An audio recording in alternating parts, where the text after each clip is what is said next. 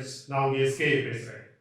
Friends, நிறைய பேரும் அடிக்கடி சொல்ற ஒரு விஷயம், மற்ற நாடுகள் அந்த ஆயுதத்தை வாங்குறாங்க, இதை வாங்குறாங்க, அப்படி நடக்குது, அந்த ஃபைட்டர் ஏர்கிராஃப்ட் வாங்குறாங்க, மிசைல்ஸ் லான்ச் ட்ரையல்ஸ் நடந்துகிட்டே இருக்கு. நம்ம எப்ப ரஷ்யா, அமெரிக்கா மாதிரி ஆக முடியும்? நம்ம ராணுவம் நவீனமான கருவிகள் அல்லது மாடர்ன் ஆயுதங்கள் எப்போ வரும் அப்படின்னு கேள்வி மேலே கேள்வி வந்துகிட்டே இருக்கு, கேட்டுக்கிட்டே இருக்காங்க. ஃப்ரெண்ட்ஸ், நம்ம ராணுவம் நவீனமயமாக்கப்பட்டிருக்கா இல்லையான்னு நமக்கு எப்படி தெரியும்? ஒரு நாட்டின் ராணுவத்தின் ஆயுதங்களின் சுழற்சி அல்லது ரீசைக்கிளிங் டூரேஷன்ஸ் அந்த ராணுவ தலைவர்களுக்கும் அந்த ராணுவ அதிகாரிகளுக்கும் அந்த நாட்டை சார்ந்த தலைவர்களுக்கும் மட்டுமே தெரியும். ஏன்னா அவைகள் ரகசியமாக பாதுகாக்கப்பட வேண்டிய விஷயங்கள். அப்படி பாதுகாக்கப்படலைன்னா நம்முடைய எதிரிகள் ரொம்பவும் கவனமாயிடுவாங்க. தேவை வரும்போது அனைத்தும் வெளியில் வரும். இருந்தாலும் இந்த சீக்ரெட் எபிசோட் நம்ம ஒரு வாரத்துக்கு ஒரு எபிசோட் தான் போடுவோம். இதுக்காக இந்தியாவின் 10 பலமான ரொம்பவும் நவீனமான ரகசியமான 10 ராணுவ பாதுகாப்பு ஆயுதங்களை இந்த வீடியோவில் நம்ம பார்க்க போறோம். இந்திய ராணுவம் நவீனமயமாகுதல் அப்படிங்கிற ஸ்டேட்டஸுக்கு அடுத்த கட்டத்துக்கு சென்று பல வருடங்கள் ஆகிவிட்டது. நமக்கு அது தெரியவில்லை. அதனாலேயே நம் நாடு, நம் ராணுவத்திற்கு மேல் நமக்கு நம்பிக்கை வருவதில்லை. அந்த அவநம்பிக்கையை போக்கத்தான் இந்த வீடியோவை நம்ம இப்போ கொண்டு வந்திருக்கிறோம். அதனால கடைசி வரைக்கும் பாருங்க. அப்பதான் உங்களுக்கு நம்ம நாட்டினுடைய அருமையும் பலமும் தெரியும். உலகில் உள்ள பல பலமான ராணுவத்தை கம்பேர் பண்ணும்போது இந்திய ராணுவத்தின் மிக முக்கியமான பகுதி அதன் காலாட்படை, தரைப்படை. ஆல்மோஸ்ட் 15 லட்சம் வீரர்கள். ஒவ்வொரு ராணுவ வீரர்களும் நன்கு பாதுகாக்கப்பட வேண்டும் மற்றும் லேட்டஸ்ட் தொழில்நுட்பங்களால் பாதுகாக்கப்பட வேண்டும். எனவே முதலில் நம் தரைப்படையில் என்ன டெக்னாலஜி டெவலப்மெண்ட்ஸ் வந்திருக்குன்னு பார்ப்போம். ரொம்ப ரீசெண்டாக நம்பர் 1, குண்டு துளைக்காத ஜாக்கெட்டுகள், புல்லட் ப்ரூஃப் ஜாக்கெட்ஸ்.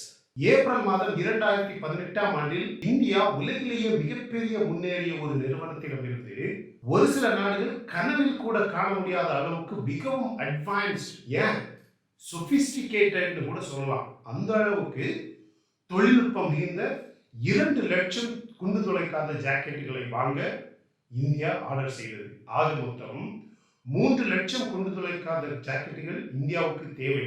அதற்கு 2 லட்சம் தயாராகிவிட்டது. இந்த வருடம் முடிவதற்குள் மீதமுள்ள ஜாக்கெட்டுகளும் தயாராகிவிடும். Number 2, ballistic helmets. இந்திய ராணுவத்திற்கு ஏற்கனவே 7500 ஹைடெக் மிகவும் பலமான பல ராணுவ பாதுகாப்பு விஞ்ஞானி மற்றும் கம்பெனிகளால் பரிசோதிக்கப்பட்ட பாலிஸ்டிக் ஹெல்மெட் இந்தியாவுக்கு கிடைத்துள்ளது. தூரத்திலிருந்து ஷூட் செய்யப்படும் தோட்டாக்கள் அல்லது குண்டுகளை அல்லது சிறியதாக விழும் வெடிமருந்து துகள்களில் இருந்து நம் வீரர்களை இது காப்பாற்றும். நம் வீரர்கள் இருட்டில் தேடுவதற்கான விளக்கு, ஹீட் சென்சார், நைட் விஷன் மற்றும் ஆடியோ ஹெட்போன்ஸ் போன்ற அனைத்து நவீனங்களுடன் வருவதுதான் இந்த ஹெல்மெட்ஸ். முக்கியமாக ஆடியோ ஹெட்போன்ஸ் ஹெல்மெட்டின் மாடர்ன் டெக்னாலஜியில் ஒரு பெரிய படியாக கருதப்படுகிறது. இது பெரிய திட்டங்கள் கொண்ட ஆபரேஷன்ஸ் எதிரியின் அவர்களுக்கு நடுவில் இருந்தே செய்ய முடியும். ஆக மொத்தம் 3.5 லட்சம் ஹெல்மெட் வரிசையில் உள்ளது, ஆர்டரில் உள்ளது. Number 3, 6 hour assault rifles, SIG 716 G2. Indian army 72,000 716 G2 துப்பாக்கிகளை அமெரிக்காவின் ஒரு பெரிய நிறுவனத்திடமிருந்து எமர்ஜென்சி, அவசர கேட்டகரியில் வாங்க உத்தரவிட்டது. இந்த ஆண்டு இறுதிக்குள் இந்த துப்பாக்கிகள் வந்துவிடும். இந்த SIG 716 G2 துப்பாக்கிகள் INSAS என்ற துப்பாக்கிகளை மாற்றி இந்திய ராணுவ வீரர்களுக்கு மிகவும் நம்பிக்கை கொடுக்கும் ஒரு நவீன ஆயுதமாக அமையும். மேலும் இவை சைனா எல்லையில் நிறுத்தப்பட்டுள்ள படை வீரர்களால் பயன்படுத்தப்படும். அடுத்த ஆர்டர் 10,000 துப்பாக்கிகளை வாங்குவதற்காக இருக்கும் என்று நம்பப்படுகிறது. Number 4, AK-203. இந்தியா மற்றும் ரஷ்யாவின் கூட்டு முயற்சியில் இந்தியாவில் 8 லட்சம் AK-203 துப்பாக்கிகள் தயாரிக்கப்பட உள்ளது. இந்த ஒப்பந்தத்தின் பிரைஸ், விலை முடிவு செய்யப்பட்டவுடன் உற்பத்தி தொடங்குவதாக நம்பப்படுகிறது. அமேதியில் உள்ள தொழிற்சாலையில் ஆண்டுதோறும் குறைந்தது 70,000 துப்பாக்கிகளை இந்தியா உற்பத்தி செய்யும் என்று எதிர்பார்க்கப்படுகிறது. இந்த துப்பாக்கிகள் ஆக்டிவ், அதாவது நிலையான இராணுவத்தின், நிலையான படை வீரர்களின் துப்பாக்கிகளாக இருக்கும். இந்த துப்பாக்கிகள் என்சாஸ், அதாவது INSAS துப்பாக்கிகளை முழுமையாக நமது இராணுவ படையிலிருந்து அகற்றிவிடும். நம்பர் 5, HAL-LCH 114 ஹெலிகாப்டர்கள் ஆர்டர் செய்யப்பட்டுள்ளது. இவை நம் நாட்டிலேயே நமக்காக தயாரிக்கப்பட்ட பெரிய பீஸ்ட் அல்லது கொடு மிருகம்னு சொல்லலாம். காலாட்படையின் போக்கையே மாற்றக்கூடியது. ஒரு பெரிய விளையாட்டையே விளையாடிடும் அப்படின்னு சொல்லலாம். ஏன்னா நமது காலாட்படை முன்னேறி சென்று தாக்க எதிரிகளின் கூட்டமான பெரிதும் பலப்படுத்தப்பட்ட பகுதிகளை மிக சுலபமாக அழிக்க இந்த ஹெலிகாப்டர்களால் முடியும். இவை மிக உயரமான இடத்தில் போரிடுவதற்கு மிகச்சிறந்த ஆயுதம். தனுஷ் ஹாவிட்சர் 114 கன்ஸ் ஆர்டர் செய்திருக்காங்க அப்படின்னு தெரிய வந்திருக்கு. அதனோட ஸ்பெக் சைனாவோடு வரவிருக்கும் போரில் நல்ல திருப்தி கொடுக்கும் அளவுக்கு பயன்பட்டால் இன்னும் அதிகமாக ஆர்டர் செய்யப்படும். நம்பர் 7, M777 ஹாவிட்சர் 145 கன்ஸ் ஏற்கனவே இன்வென்டரி ஸ்டாக்ல இருக்கு. இந்த துப்பாக்கி மிகவும் நவீன பீரங்கி வகை துப்பாக்கிகளில் ஒன்றாகும் மற்றும் இதன் எடை மிகவும் குறைவாக இருப்பதால் மிக எளிதாக பயன்படுத்தப்படுகிறது. இமயமலை பகுதிகளில் குறுக்கு பாதைகளில் நமது காலாட்படைக்கு இதை ஒப்பிடும் அளவுக்கு ஆயுதமே கிடையாது அப்படின்னு சொல்றாங்க. நம்பர் 8, பினாக்கா MK3 கார்கில் போரில் எதிரியை ஓட ஓட விரட்டிய ஆயுதம் இது.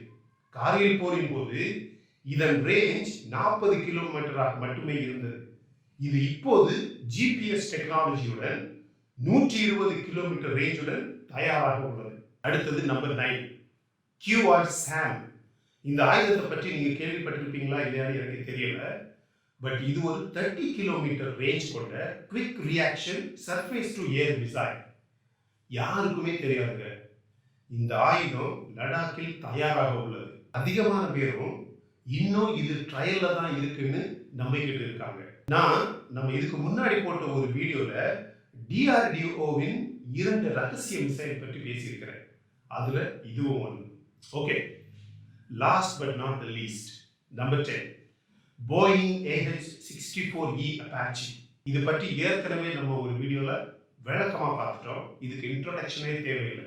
இந்த ஹெலிகாப்டர் இல்லாத ஹாலிவுட் மூவியே கிடையாதுங்க. ஆனா ஹாலிவுட்ல இருக்கோ இல்லையோ, லடாக்கில் தயாராக உள்ளது. ஆக மொத்தம் ஒன்று மட்டும் ரொம்ப கிளியர் மை டியர் ஃப்ரெண்ட்ஸ், சைனாக்காரன் இதோட தொலைச்சான் ஃப்ரெண்ட்ஸ். ஆழம் தெரியாம கால் விட்டுட்டான். ஒரு சில பேரோட மைண்ட் வாய்ஸ் எனக்கு கேட்குது, ஃபர்ஸ்ட் வின் பண்ணுங்க பார்ப்போம் அப்படின்னு. நான் சொல்றேன், அவனுக்கு வரட்டும், அப்புறம் பார்ப்போம். நம்ம சப்ஸ்கிரைபர் ஒருத்தர் சூப்பர் கமெண்ட் ஒன்று போட்டிருந்தார். Really love it. I love it a lot.